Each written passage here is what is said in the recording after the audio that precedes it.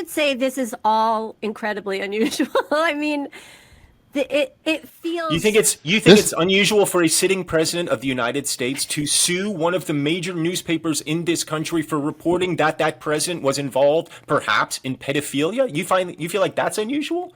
Have you never read a presidential biography, Jodi? Here we go.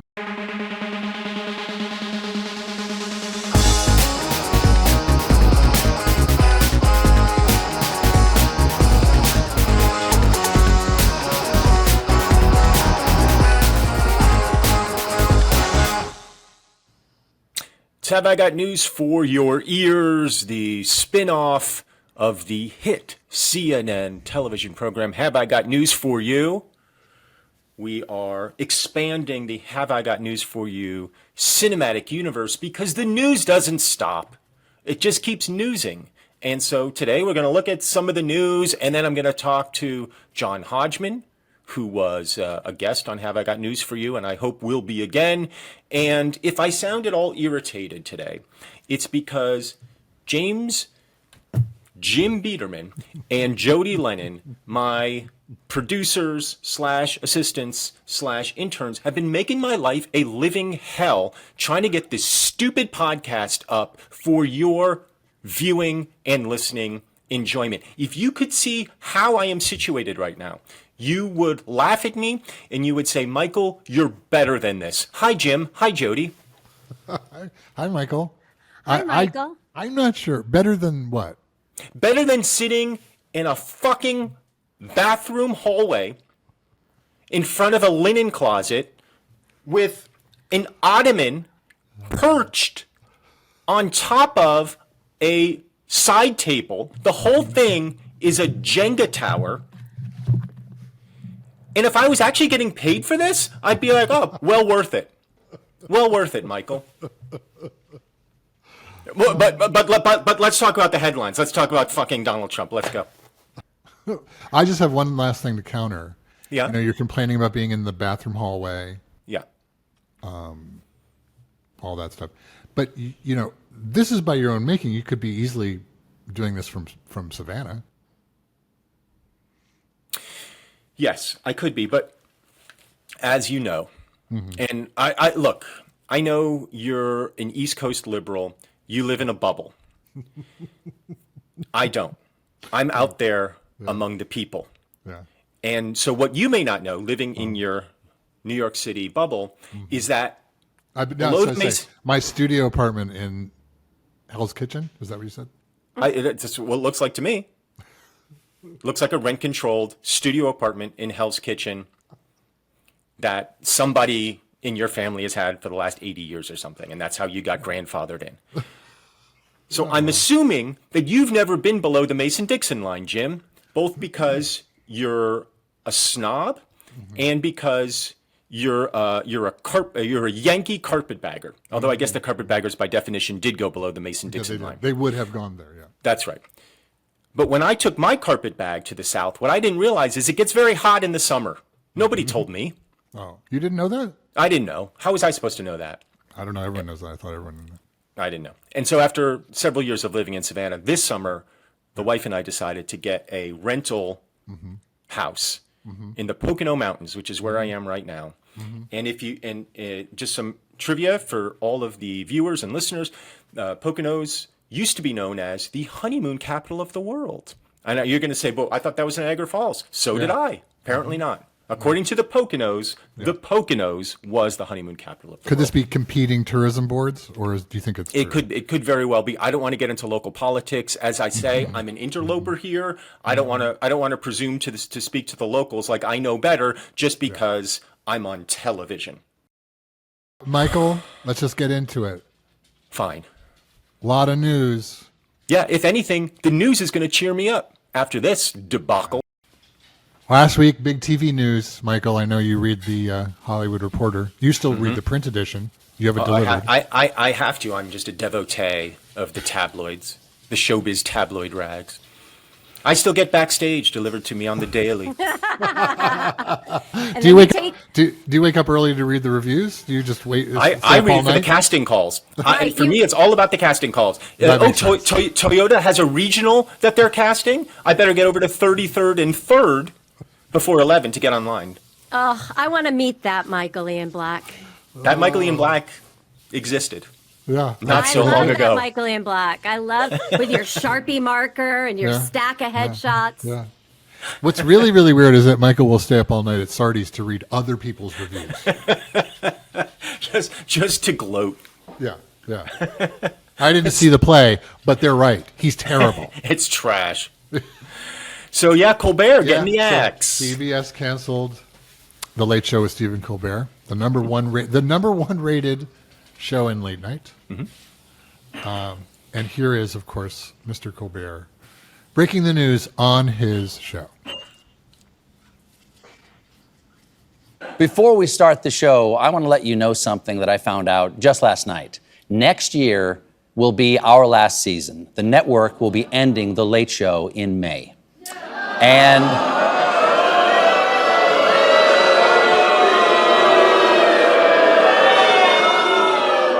yeah, I share your feelings. It's not just the end of our show, but it's the end of The Late Show on CBS. I'm not being replaced. This is all just going away. Probably, I might add, not a more prophetic statement which could be applied to our entire fucking country. This is all just going away. Yeah, to be replaced with something. In the case of Colbert, probably steamy syndicated shows from the 90s. Mm-hmm. In the case of The Nation, probably steamy syndicated fascist propaganda from the 30s. It's bad. It's really bad. Now, look, we're all in television. We understand that in some respect, they're correct. Like the late night model is dying. The numbers are continuing to go down. Mm-hmm. It is entirely possible that the show was not making a tremendous amount of money for them. But there's a few things to consider when looking at those shows in particular. The first is, yes, they are there to entertain and get ratings, but they are also there to promote internal vehicles and CBS and Paramount properties. They bring their people on to promote their projects. That creates an enormous amount of free marketing for all of those projects, which they are now just sort of cutting off their nose so that they can curry favor with the Trump administration. And let's be honest, that's what this is. And it's about nothing else. They can spin it however they want. And it is possible that in 10 years, all of those shows are gone. But to do that right now, in this moment, when CBS is trying to get this merger approved with, what are they called, Skydance or some shit? Skydance. So they're settling their 60 Minutes bullshit lawsuit, and they're firing Colbert. They're getting their ducks in a row, just, for business, for purely business reasons. Specifically, Colbert had referenced that lawsuit I think 3 days earlier? At a week at the most, here it is. Mm-hmm. Now, I believe this kind of complicated financial settlement with a sitting government official has a technical name in legal circles. It's big fat bribe. Because this all comes as Paramount's owners are trying to get the Trump administration to approve the sale of our network to a new owner, Skydance. He never bent the knee to this administration. Right. He has been or to the George W. Bush administration before that. Right. He's been poking them in the eye from the moment Trump entered public life as a politician. He's never wavered. He's never made excuses. He has just, given his opinion. And CBS has every right in the world to fire him for that opinion. Every right in the world to do that. Right. The fact that they're doing it and that they're doing it right now is disgusting. Right. But they have every right to do it. And I suspect Colbert, if he wants, can take his talents elsewhere, hopefully to the United States Senate. When he takes Lindsey Graham's seat. That's right. Yeah, this is his home state. Yeah. Correct? The rest of the press seems utterly unfortunately stunned and kind of like, what just happened with this whole Colbert thing. Here's Abby Phillip on CNN.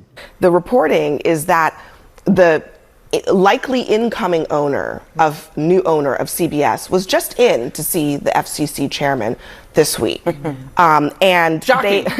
they also had to give a filing on this. Here's what it says that they discussed. We discussed Skydance's commitment to unbiased journalism and its embrace of diverse viewpoints, principles that will ensure CBS's editorial decision-making reflects the varied ideological perspectives of American viewers. That's DEI, right? That's DEI. That is the definition Yeah. of DEI. Yeah. Let's get some diversity in there. Yeah. Let's make sure there's some equity and inclusion in there. Yeah. Right. Let's make sure we get some fascists in there. It's not right. The whole news team, there's not a single fascist. Sounds like you're doing Pauly Shore right now. I don't know who it was, but I sort of liked the character.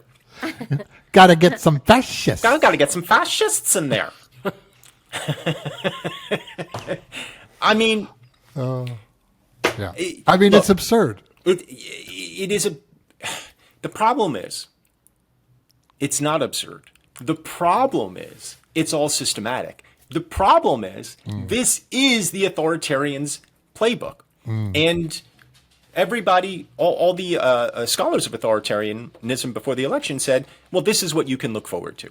Right. You can look forward to him silencing dissent, going after the press, going after the unions, going after academic institutions. You can look forward to him disentangling ourselves from our traditional allies and maybe retangling ourselves with our non-traditional nations. Right. All of this was predicted. And it's happening very, very quickly. Yeah. What people, I think, maybe don't see because it hasn't happened yet, and I don't know that it will. I'm not predicting this. But because there's limited violence in the streets to this point, they think, well, it's not fascism, it's not authoritarianism. It's not like people are being rounded up and sent to a concentration camp in Florida. Oh, wait, hold on a second. The last example I gave was actually a bad example. But everything else was apt. Yeah. We have two clips of Roy appearing on Abby Phillip's show. Remind me who Roy is? Roy Wood Jr. is a comedian. Okay. He was on The Daily Show for many, many years. Love that guy. He hosts a show called I've Got News for You, or something like that. Yeah. Love. What time is news, or something. Yeah. Sounds very good. I'll check it out. So he does, so CNN brings him on. He does the rounds of CNN. But he was on Abby Phillip's Summer Fridays. Roy, as always, as we're our dear friend Roy, kind of really put the whole thing in the Stephen Colbert situation in great perspective. If you look at the ecosystem of late night, yes, late night as a whole fiscally has been on life support for some years. I would even argue pre-COVID, there was already figuring things out. James Corden leaves, they don't replace him, they put in a cheaper show. And on top of that, it's a show that wasn't even a new idea. It was, After Midnight was based on At Midnight, and even our show is a British remake. People don't like new ideas. But not everyone was bemoaning this. I think, there was one very special person who was very, very happy. The president is also celebrating CBS's decision to cancel The Late Show with Stephen Colbert, a major Trump critic. He wrote on Truth Social, quote, "I absolutely love that Colbert got fired. His talent was even less than his ratings. I hear Jimmy Kimmel is next. He has even less talent than Colbert. Greg Gutfeld is better than all of them combined, including the moron on NBC who ruined the once great Tonight Show." He's just going after all of them now. It doesn't really matter. I mean, he always has. I guess. Oh, Gutfeld's show, which I watch. You watch or you hate watch? I don't hate watch it. I don't hate watch Fox News when I watch it. I just think I go through in my mind is the person who's talking to me right now believe any of this shit, or is it just? Do they? I can really tell you believe because it? I know Greg. And no, right, he's a libertarian, correct? If anything. Yeah, and he is. I do know this. He was a editor of some men's magazine, Maxim or something. Yeah, Maxim. And before that, they had a more kind of gears and tech bullshit magazine. It was all part of Dennis Publishing, which is a British company. He got fired from that. He wasn't very good at that job, He's not very good at his current job. He's not, but he's always fancied himself a comedian. Yes. And Yes. so that, because I've seen him do stand up a long time ago, and it was horrible. Or Yes. not stand up, I guess stand up, emceeing. Also, it's always problematic when anybody ever fancies themselves a comedian. Right. You should just be a comedian. I fancy not. myself a comedian. Yeah, I fancy myself a chef. So I think that he's a fraud in a fraud in a fraud. Like it's just the never ending. It is a nesting egg of It's frauds. a nesting egg of fraud, and he knows full well what he's doing. But so I'll watch him. But I don't hate watching. I just kind of shake my head like I don't even understand what's happening. It is the lamest material I've ever heard anyone, and that goes for the entire group. And I have friends who are on that show, Who work on that show, you mean? Or who have appeared on who that show? appear on the show Okay. regularly. Mm-hmm. And I just think to myself, what? I know you're better than this. But the entire show, the entire premise, the entire universe that they're speaking to just brings everything down to like below pedestrian crap. It's fascinating. So I watch it more from like, what is happening? You watch it as a sociological Correct. experiment. Right. I cannot watch it because I guess both because it's terrible. I mean, like legitimately terrible. You were up for the job originally. Sorry. I really wish you hadn't brought that up. But no, because it makes it sound like these are just sour grapes for me. But because I know him a little bit, and I know how phony and full of shit he is right now. Yeah. And it is so dispiriting to see somebody who I didn't hold him in particularly high esteem, but I respected him. To see him debase himself in this way for money is just it's like you think to yourself, oh, none of my friends would ever debase themselves in this way just for some money. But no, people do, look at me, and they look at do me. all the time. Look at me. Well, you live in the lap of luxury there in Hell's Kitchen in your rent-controlled studio apartment. Is the bathtub in the kitchen, Jim? Yeah. Problem all of a sudden? No, I support that. That's what we call efficiency. He brushes his teeth in the kitchen sink. Yeah, I do. Yeah, no, he's not. And by the way, we should be very clear.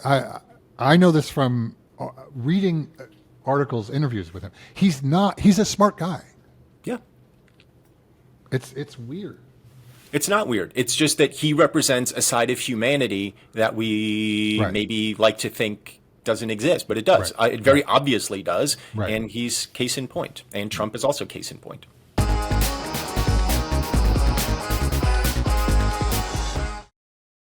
We talked about it last week. We talked about the Epstein Files. I think I said something like this could go on for 9 months. I think it was all resolved this week, wasn't it? No, They put that whole thing to bed. No. It all worked. No. A couple of few things came up at the end, middle to the end of the week. Huh. Hadn't heard about it. I know you heard about the Wall Street Journal. Well, I know that the Wall Street Journal, newspaper of the business community, published a letter that allegedly came from Donald Trump, a picture in which he has a little cartoon that he dedicated to Jeffrey Epstein, which had some sort of unsavory language in it, alluding to perhaps having sex with young girls. But I don't know. It was enigmatic language, which is why he said, "Have you ever noticed, Jeffrey? Enigmas never age." That's true. And the phrasing I believe the Wall Street Journal used was that the picture was bawdy. Well, apparently, Michael, it's England. We live in London, and it's 1543. Well, Rupert Murdoch owns the Wall Street Journal. He was born in 1543, London. so it's entirely possible he wrote the article. Well, here's CNN's Anderson Cooper kind of uncomfortably explaining the article. Quote, this is from the Wall Street Journal. The letter bearing Trump's name, which was reviewed by the Journal, is bawdy, like others in the album. It contains several lines of typewritten text framed by the outline of a naked woman, which appears to be hand-drawn with a heavy marker. A pair of small arcs denotes the woman's breasts, and the future president's signature is a squiggly Donald below her waist, mimicking pubic hair. The letter concludes, "Happy birthday, and may every day be another wonderful secret." Yeah? What's the problem? Well, so a couple before we get into the denials about it, because there's denials about it. I just love to sit here and listen to two guys talk about nudie lady pictures. Yeah. Jodi, you know that Jim and I have nothing but the utmost respect for women and respect for you in particular. So I'd love to get your thoughts on this body drawing. That's good. From a woman's perspective. Yeah. Oh my God. There. I think you've said a mouthful right there. I just don't understand the use of a heavy marker. Right. Well, he's got short Vulgarian fingers. But what people don't talk about sometimes is how girthy they are. He's got chode fingers. And because of the chode finger, he's really only able to grasp a Sharpie, to do that, the signature Donald Trump pubic autograph. And when we see, for example, when he marks up weather maps to help us understand where a hurricane is tracking, he does it with a heavy marker. Yeah. A Sharpie. Well, I didn't want to give them... You don't give them advertising? No. Look. I don't think it's their fault that this is... This is very valuable airtime. And if you think I'm just going to toss Sharpie a bone, nah. Yeah, Nah. Now, You're a smart man, Michael Black. If Crayola wants to approach us and be like, hey, we got a new batch of colors, I'm listening. So here's the denial, also from a very uncomfortable CNN. Yeah. Now let me just read to you the president's denial. The Wall Street Journal printed a fake letter, supposedly to Epstein. These are not my words, not the way I talk. Also, I don't draw pictures. I told Rupert Murdoch it was a scam, that he shouldn't print this fake story, but he did, and now I'm going to sue his ass off. And that of his third-rate newspaper, as he likes to sign these days. Thank you for your attention to this matter, ! DJT. I do like the thank you for your attention to this. It really does feel like my toilet is clogged. Thank you for your attention. It is a good bit. Like, that's the first bit of his that I actually like. Yeah. Thank you for your attention to this matter. What? Sir. Yes, sir. I can't tell if he does it ironically or not, and frankly, I hope not, because it makes it funnier. But even if he's doing it to be funny, I will say that's the first bit of his I have ever found funny. Yeah. So let's what would the word? Parse this denial. I like the fact that he says that it's. Let me get it right here. He doesn't draw pictures. No, which the New York Times. He's never drawn a picture in his life. And if anybody could ever, it seems like if that could be disproved, it would be disproved. But nobody's been able to do it. Why? Because he does not draw pictures. The New York Times, in fact, found numerous occasions where he did drawings of the Brooklyn Bridge. Not with a heavy marker, I hope. A heavy marker as well. Or heavy marker doodles. Yeah. Not signed, I hope. And they were signed, yeah. What do you think Donald Trump's response to the Wall Street Journal printing this story was? Well, he said he was going to sue them, but I have a hard time believing he would actually file suit against the Wall Street Journal and Rupert Murdoch, who's done nothing but promote his presidency. Yeah. He did sue them, and here it is. Breaking news, just in, President Trump has officially just filed the lawsuit against Dow Jones, the Wall Street Journal, News Corp, Rupert Murdoch, and others over that Wall Street Journal article that dropped last night about the Jeffrey Epstein birthday book. Trump is seeking, and I'm going to say this twice so you understand that I'm quoting the actual number here, $10 billion in this case, $10 billion with a B. Trump accuses the defendants of defamation, saying they acted with malicious intent. I don't want people to associate because we haven't seen any evidence other than the fact that he was best friends with Jeffrey Epstein for 15 years, and Trump has said that he's a genius and that he knows everything, but somehow he did not know that his best friend was operating the nation's largest sex trafficking syndicate. There's no evidence to tie him to this at all. And so the last thing I want is for people to associate the good name of Donald Trump with pedophilia, which is having sex with underage people. I don't want people to think that. No, and especially because, and especially because Trump himself is in an awkward position because he's the guy that used to run a beauty contest for teenagers, and then he talked on Howard Stern about how he sometimes would walk in on them naked. Now, you and I, Jim and Jodi, we understand that that's innocent, that he's the owner of the beauty contest, he's making sure everything's okay. But when people start associating those two words, Trump and pedophilia, they're going to start thinking, oh my gosh, maybe he was going into that dressing room to look at naked teenage girls for reasons other than he stated. And I would other hate than for managerial, other than administrative. Managerial capacity. As any responsible business owner would do. Of course. It's the merchandise. I think I do like the fact that he's really become Dr. Evil in his the numbers he's selling. You know, he's $10 billion. Like, it's just a crazy number. And from my understanding, the Wall Street Journal is just like, okay. I mean, and he's constantly getting these crazy things dismissed, of course, except when he's not, but at greatly reduced rates. I think he originally started the CBS lawsuit, which we'll get to later, at $20 billion. $20 billion. Like that. Sure. Because he didn't like the way they edited an interview. Correct. He didn't like it. Turned out to be nothing. But I will say this is a very fascinating. Where, like all things with Donald Trump, we're very much in the middle of a historical inflection point. There's something very unusual about this lawsuit. Is there? You want me to? But doesn't it all feel? We should say this is all incredibly unusual. I mean. It feels. You think it's unusual for a sitting president of the United States to sue one of the major newspapers in this country for reporting that president was involved, perhaps, in pedophilia? You feel like that's unusual? Have you never read a presidential biography, Jodi?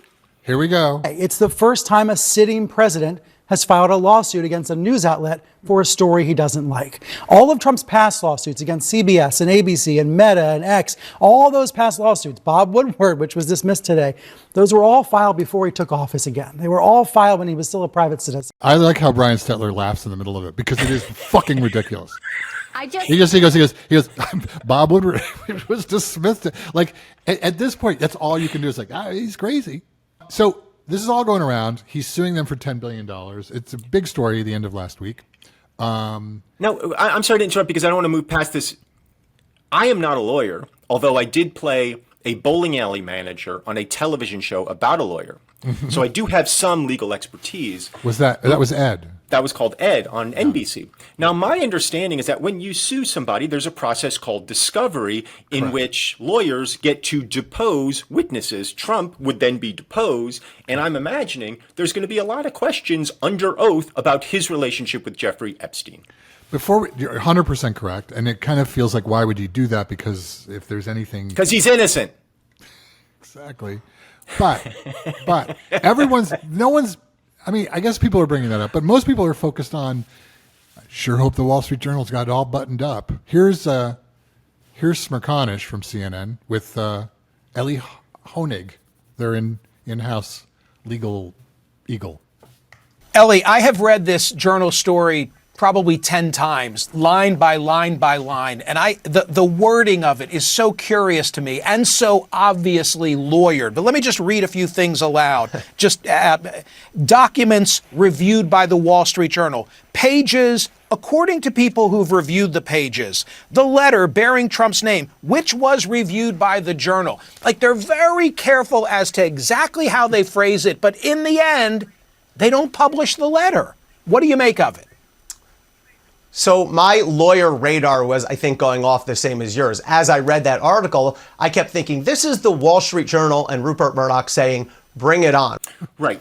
I hadn't read the article. I've read about the article, but I don't subscribe to that third-rate newspaper, the Wall Street Journal. Mm-hmm. And I guess I didn't realize that there was no photograph of the letter itself. No. And so what that indicates to me is exactly what they just said, that they're waiting for the lawsuit so that they can then publish the letter. Right. My guess is also they're protecting their source by not publishing, by not reprinting the letter in its, in some form. Why would you want to protect anybody who is in possession of the Ghislaine Maxwell 50th birthday celebration photo album of Jeffrey Epstein? Why do we need to protect that source? I understand journalistic ethics and what have you, but it seems to me... because I have a feeling it's coming from the department, someone at the Department of Justice. It is one of the things that doesn't exist in the files that don't exist. That is one of these things. And I think that's where it came from. It came from... pretty sure it was leaked from the Department of Justice, which is why that's why he's even more furious about it. Oh, that's interesting and so much smarter than anything I was thinking. I mean, that's what you heard somewhere, because I'm not going to give you credit for having an original thought. That's the last thing I want to do. I hear you. Oh, I hear you. Sorry, Jodi. What it's not good. I mean, the whole thing is just... I mean, jokes aside for a second, the President of the United States is closely associated and aligned with the most notorious sex trafficker in American history.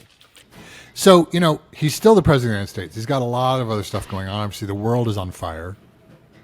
Do you happen to know what first order of business after he kind of moved off of the $10 billion lawsuit against the Wall Street Journal? Do you know what his first order of business was?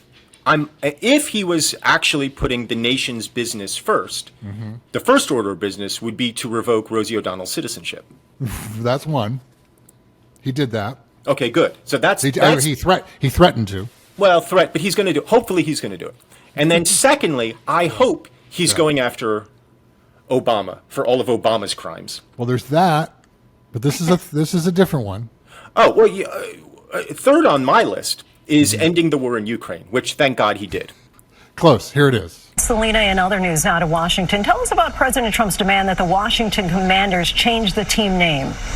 That's right, Lindsay. President Trump says he won't make a deal for the football team's stadium to be built if they don't change their name back to the Washington Redskins, calling the name change ridiculous. The team dropped the name Redskins in 2020 after decades of criticism from Native American groups who called it racist and derogatory. I'm sorry, I pushed the wrong button. We did have a Ukraine end the war in Ukraine clip, but apparently, but that is also very, very important. That is also very, very important business. We got to get these football teams to get racist again. Why can't? Why is football so woke? I think we all can agree that $10 billion lawsuit against the Wall Street Journal. Getting all up in arms about the Washington Redskins versus the Commanders. Is that their new name? Commanders, yeah. Yeah. It's the Commanders, Jim. The Commanders. Thanks. Do you think these distractions are working? Yeah. We went and checked on your favorite horse race announcer, Harry Enton. Mm-hmm. I'm a big Terry Enton. Oh, Harry Enton. No, Harry Enton. Harry Enton, yeah. Did I say you Harry like Enton? his sister, Terry Henton, too. Terry Henton is also, she's wonderful. Here we go. Interest in the Epstein Files and the Epstein case is sky high, and the American public does not trust what the government is selling them. What are we talking about here? Is the government hiding Epstein's alleged client list? Get this, 69% of Americans agree that the federal government is, in fact, hiding Epstein's alleged client list versus just 6% who say that they are not. And get this, a majority of Republicans and Democrats do, in fact, agree on this issue that the government is hiding Epstein's alleged client list. You can never get a majority of Republicans and Democrats to agree on anything, but they do agree on this particular issue. 69, nice. Yeah. Yeah, nobody believes him. Nobody believes him.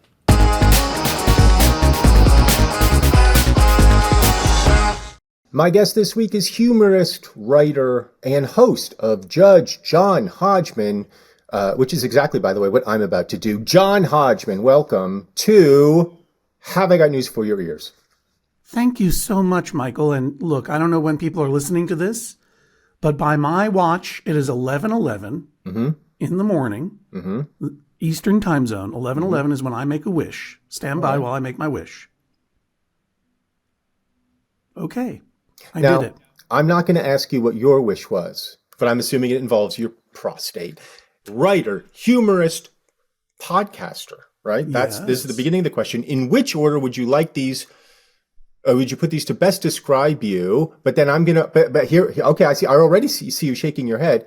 Yeah, but I do that for podcast purposes. No one can hear me shake my head. But people can see you. We are recording this video as well, and you look tremendous. Humorist, is that a word you would ever use to describe yourself? I have to. Now, when you say humorist, what's the difference in your mind between that and comedian? Less funny. Fair enough. All right. So writer, humorist, podcaster, in which order would you put those to best describe you? You know, it's a challenge to me. I've never been able to describe my job because I have a lot of different jobs. And throughout my adulthood, I've always enjoyed having different jobs. I've done my imitation of stand-up comedy for sure. I was on The Daily Show for a while. I've written several books. Vacation Land and Medallion Status are available in paperback now. I do host the Judge John Hodgman podcast, as well as a new podcast on the Maximum Fun Network called E Pluribus Motto. I can't do one thing. None of those sound like they pay very much money. Well, you know, let me shoot over my bank account to you. And you can, I wouldn't mind. Honestly, I'm due for an audit. But yeah, no, I say humorist, and when I say, you know, I started out writing written comedy for McSweeney's. And yeah, that's real humorism in the sense of like a written humorist is someone who elicits wry smiles and maybe an uplifted eyebrow and will inward chuckle. A comedian really is obliged to produce vocal laughter. And I have done it, but it's not where I live, I would say, naturally. I'm a little bit too only child inward to really bring the big laughs. So. Okay, so I'm going to contradict you here because you have made me laugh out loud many times, and I've never even seen your pathetic attempts at stand-up comedy. Just your natural being elicits a firm chuckles from me. Yeah, I had a stand-up special on Netflix. I know 10 years ago called Ragnarok, but you can't find it there anymore because I guess are they ashamed of it? They took it away. I presume they were running out of hard drive space. They had to free up some space. But I didn't even get a tax credit out of it. It's just been vaulted for no reason. But terrible. Yeah. Well, and by the way, Michael, you have made me laugh out loud so many times. Well, I'm not a humorist. I'm an outright comedian. You are a genuine comedian. Yes, I am. I remember when I was a youth, my friend Christine Connor said, "Hey, I got tickets to taping of The State. Do you want to come see it?" This was in the 1990s. Mm-hmm. And I had seen the show a few times and I liked it. And in particular, there was one cast member who was on my mind. And that cast member, I think, did like the pre-show sort of warm-up or like welcome. And a strange person to choose to do the warm-up because he's really kind of a cold down guy. His name's Michael Ian Black. One of the funniest people I'd ever seen on TV and then in person. And I just remember sitting in that studio going like, God, I hate that guy. He's so funny. But this isn't about me. It's about you, John. You mentioned that you began by starting from McSweeney's. Is that what led to the Daily Show audition? Indirectly. I was at the tail end of a 7-year stint working at a literary agency in New York because I came to New York thinking I wanted to write short stories about deep feelings and epiphanies and so forth. And unfortunately, people were laughing at my short stories because they were inadvertently funny. Well, you're a humorist. I didn't realize that I had written a funny short story till I read it out loud at a reading, and people were really laughing, and I was like, oh. And then I started writing for magazines when I left that job, and my editor Mark Adams was like, why aren't you funny in any of your writing for our magazine? I was writing for Men's Journal magazine at the time, which of course is the premier journal of men writing about their everyday lives in journals. And I said, what? And he said, you should be funny. I'm like, well, it just seems like easy. He's like, well, it's not easy. Like, most people aren't funny. I'm trying to be profound here when I write about cheese or, toe socks or whatever I was writing about for Men's Journal. Like, no, not everyone can do it. You should do it. And that's when I started soliciting or submitting things to McSweeney's, which was Dave Eggers's literary and humor journal. The online component was particularly humor, funny stuff. From there, I wrote a book called The Areas of My Expertise, which was similarly in the voice of an authoritative white guy who was out of his mind. And I loved books of trivia, so I wrote a big book of historical and cultural trivia, but all the trivia was made up and absurd. And it was like, the 9 U.S. presidents who had hooks for hands. And I, at the time, was approached by the executive producer of The Daily Show. We had a friend in common, Sarah Vowell. Mm-hmm. And he said, do you think you'd ever want to be on the show as a guest? And I said, oh, of course. And then I never thought of it again because I didn't want to seem too eager or presumptuous. Yes. And then I went to do a reading of my first book, The Areas of My Expertise. It was winter. There were 9 or 10 people in parkas. Like, they weren't even committed to staying for the whole thing. And it was a pretty miserable experience. And I just wrote the EP again, Ben Carlin. I said, look, I may have played it a little too cool when you asked me if I would ever consider being a guest. I mean, I know that you got a show to run and everything, so do whatever you want to do. But the answer is yes. Please put me on TV. How did that lead to just becoming, they just liked you, I guess. They were just like, so I was a guest on the show. Yeah. I was a guest on the show in November, now 20 years ago. Flew back to book tour, resumed in Seattle, and suddenly 350 people were there. It was a profound change of life. And then a few weeks after that, they invited me to come back and pitch some ideas for being on the show. And I suggested, why don't I be the resident expert, the white, tweedy, professorial, know-it-all nerd who could come in and comment on anything. And you do seem particularly well cast to be the professorial nerd in tweed. Well, I do have a bachelor's degree. But yes, no, I've always loved like really dry humor, like Peter Cook and Stephen Fry for that matter. And that kind of officious, like, I know everything, but I'm saying insane things. Like, a classic bit on The Daily Show would have been when we were talking about the economy, and I would say, well, they don't call economics the dismal science for nothing. Now, that's a real fact. They do call it the dismal science. And he said, yeah, because it's very hard-hearted. And I'm like, no, it was named after a guy named Sir Eustace Dismal, an economist in the Industrial Revolution in England, who was the first to suggest making smokestacks out of children. So to answer your question, that was the line that put me rather implausibly on television. Do you come from an intellectual family? Do you come from a literary family? What's your background like?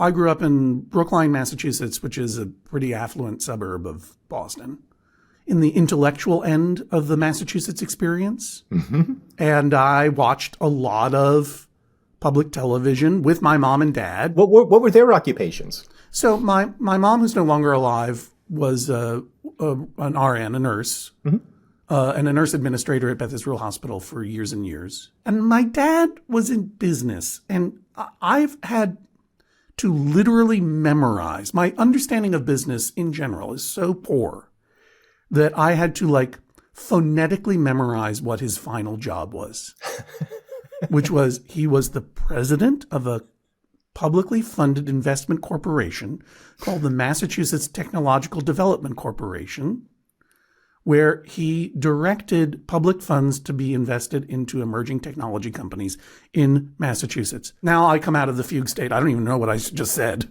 It sounds to me like your dad headed up a CIA-funded front group. It does sound like, it's like, oh, my father is a businessman. Sounds very suspicious. But both of my parents came from working class backgrounds. So my dad grew up in Fitchburg, Massachusetts. His dad worked in the paper mill. His mom was a homemaker.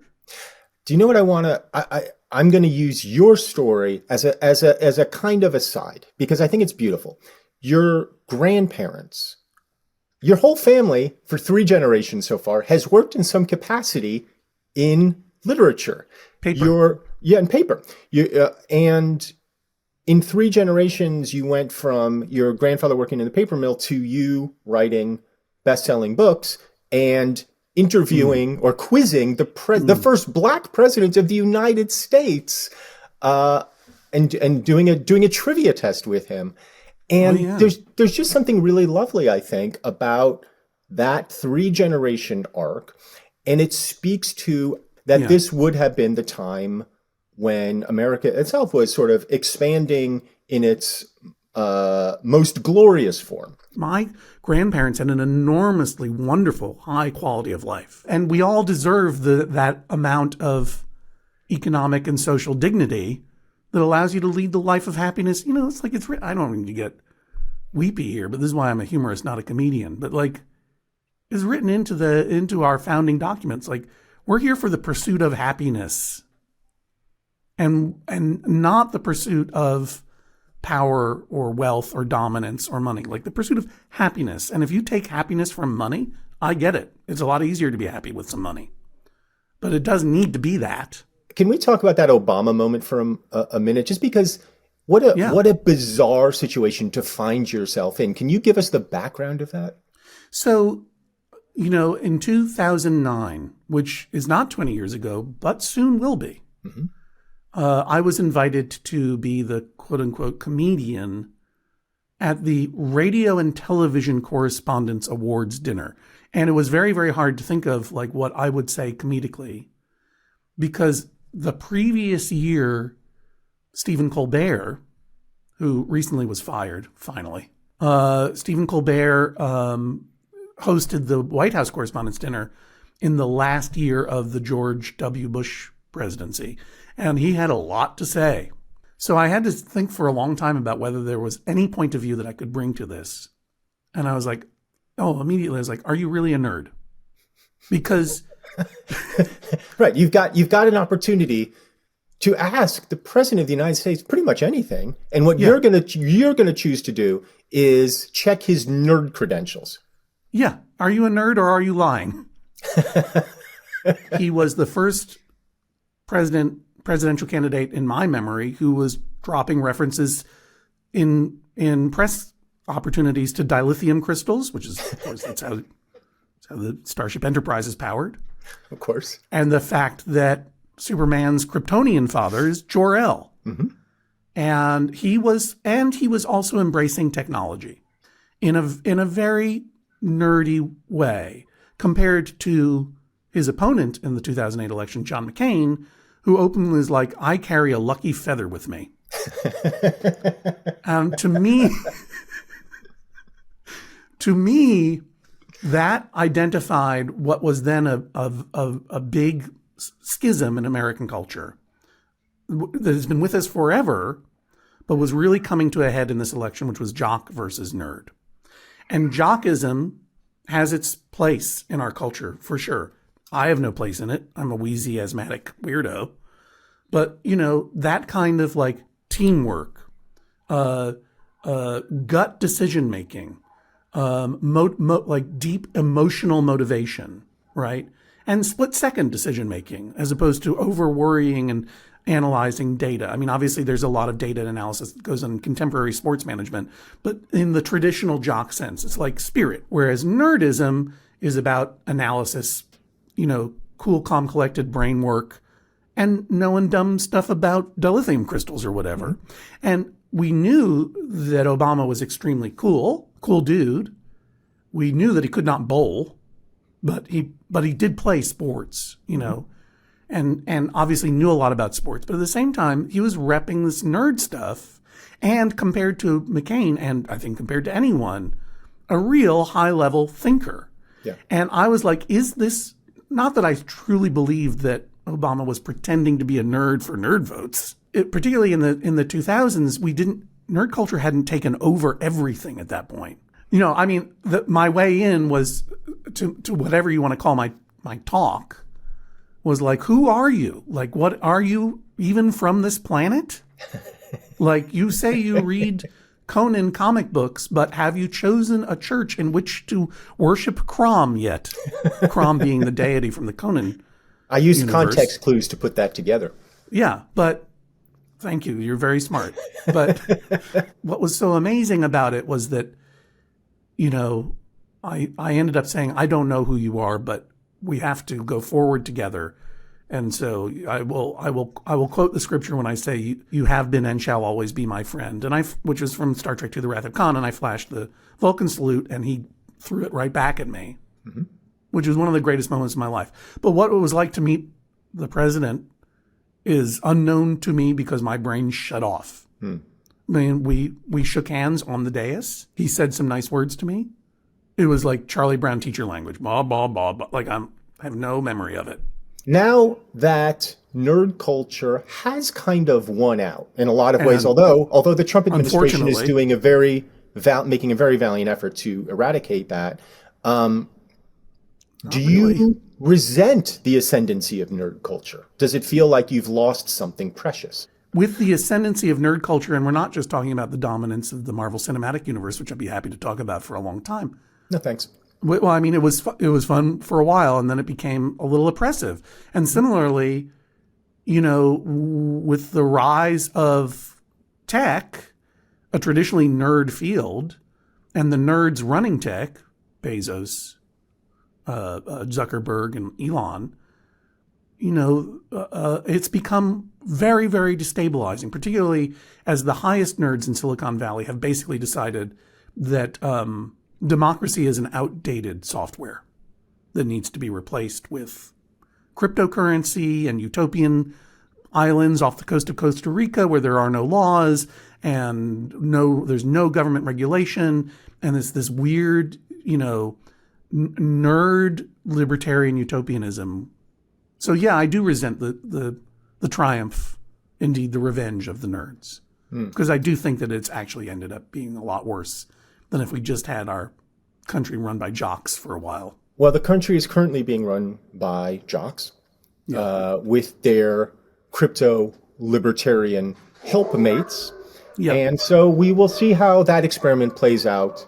And so far, the results are not looking promising. If only we had run this experiment once before. Right. To see how it played out. But we might have avoided this. But then we only have a sample size of one, John, and we need multiple sample sizes to make sure. I don't want to hear about your sample sizes. That this is as horrible as sample my size, nerd. And there is no better way to conclude our interview than a genius riposte like that. Les bons mots encore de John Hodgman. I don't know what you're doing there. This is why John Hodgman, thank you such for a hit in being Mauritius.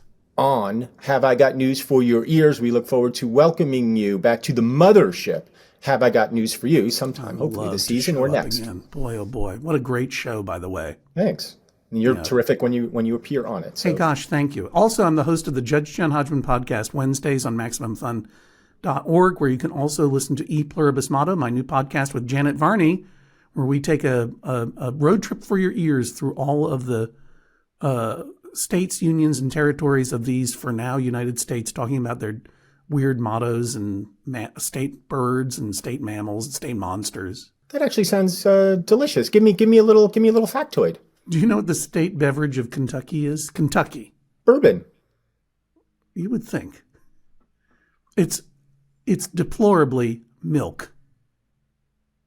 There are about 33 states and commonwealths that have an official state beverage, and of them, 22 or so are milk.